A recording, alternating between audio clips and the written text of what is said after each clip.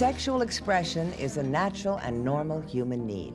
Despite the fact that we're taught to equate sex with youth, for many people sex is an activity, whether openly physical or simply emotional, that exists throughout their lives.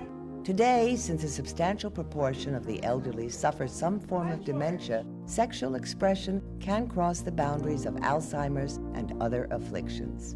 To live is to love, and to love inevitably means to desire, to express sexual needs.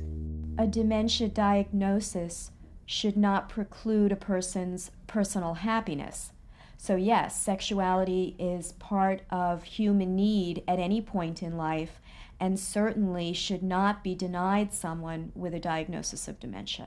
Sexual expression has as a major benefit bringing pleasure to people, and people who are having pleasure tend to be less tense, they tend to be less depressed, they tend to be less irritable, they just aren't generally in a good mood for longer periods of time. It also brings about a certain peace in one's mind and contributes to a calmer mental status. Our residents do not give up their legal rights when they come into a facility. Indeed, we have an absolute regulatory and statutory requirement that we must encourage them to fulfill their rights.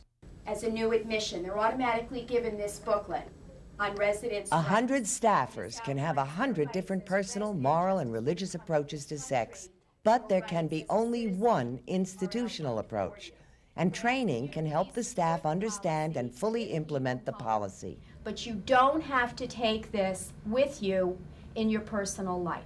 It's absolutely critical that long-term care facilities have written policies and procedures regarding sexual expression, particularly where we're dealing with residents who have dementia, because there are so many ethical issues that arise in connection with persons with dementia. The understanding and expectation would be that staff would support this policy in promoting residents' rights and understanding that they're adult beings, that they have very real sexual needs that might exceed what staff would consider to be clinical needs. That may mean that there are people who are engaged in sexual behavior which an employee considers deviant or inappropriate, whether it's homosexuality, lesbianism, whether it's masturbation or the receipt of pornographic materials.